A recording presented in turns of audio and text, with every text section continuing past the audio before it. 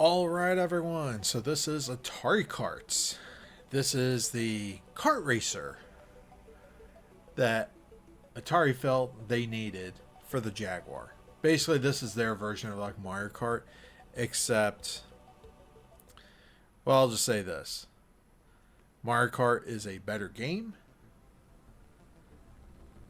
This is not really a bad game, I will say. This is not a bad game. However, it's one of those games where, well, I mean, you're kind of looking at right now. So when you compare this with Mario Kart back on the Super Nintendo, obviously one thing you can tell right away is that when you're playing the game, it's full screen.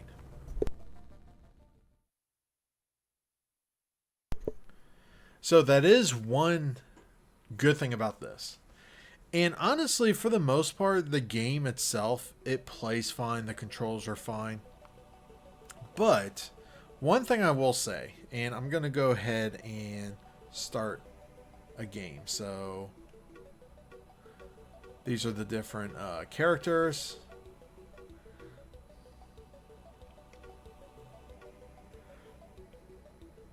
I'll do Bentley Bear.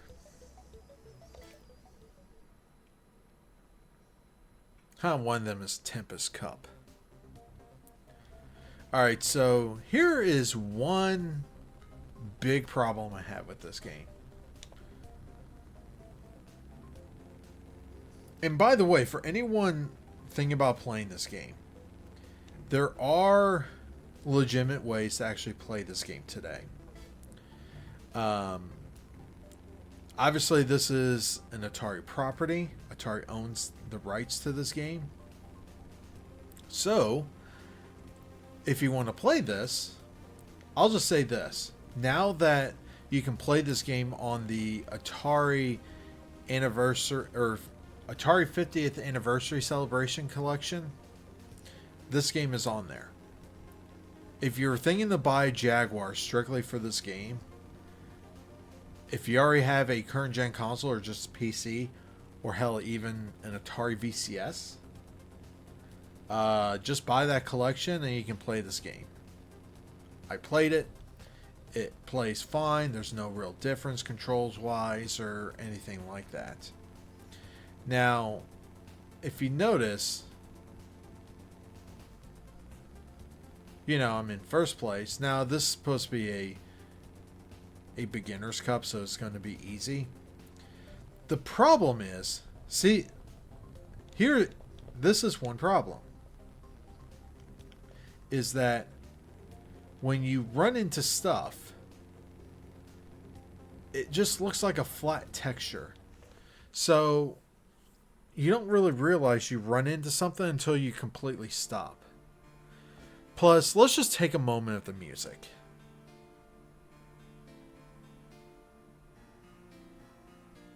I'm not saying it's bad music.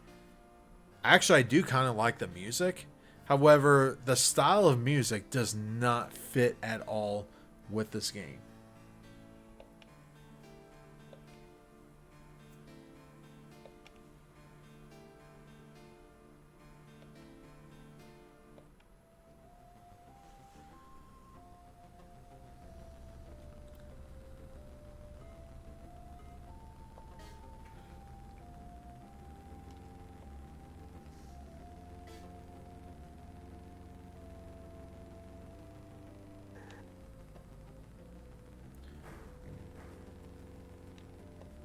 And by the way, the when it comes to the controls, the easiest way I found to control in this game,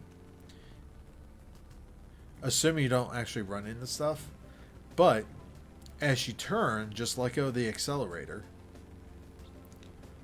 especially when it comes to like long turns, and you won't really have to worry about spinning out.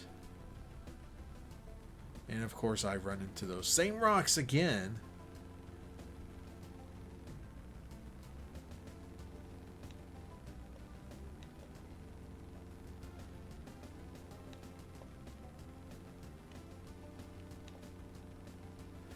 So yeah, basically, when you turn in, just let go of the accelerator, and you should be okay.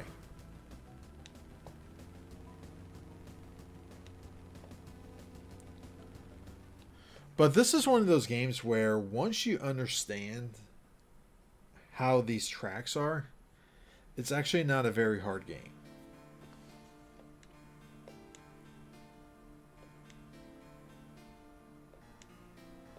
But yeah, this is Atari Karts. I mean,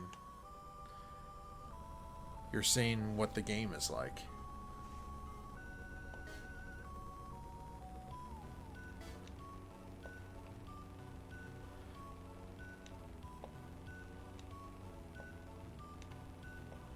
But, in terms of the technical side of things, one thing you might have noticed too is that when you compare this to Mario Kart on the Super Nintendo, is always flat. However, if you notice, there are like little hills and stuff that the game does. So when you're playing Atari Karts, you're going to notice, hey, looks like the track does have some dimensions in it. It's not completely flat. So there are like little hills and stuff like that. Obviously, this is something that Super Mario Kart wasn't able to do, but I think if they basically added like actual legitimate weapons, just had like their own, versions of like the green and red shells and things like that, just have some actual weapons to attack the other players, I think this would be a more fun game.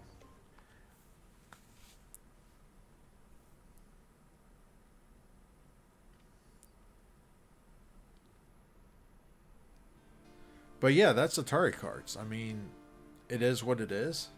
It's not a bad game. I just think when you're talking about acquiring a console for games, there are cheaper ways of playing this game now. So I would say go that route. But if you already have a Jaguar and you are looking to get this game, I would say yes, it is worth getting, especially if you want to play this game on original hardware. It's not going to be a cheap game. So, but yeah, that's Atari Karts. Like always, have a good one.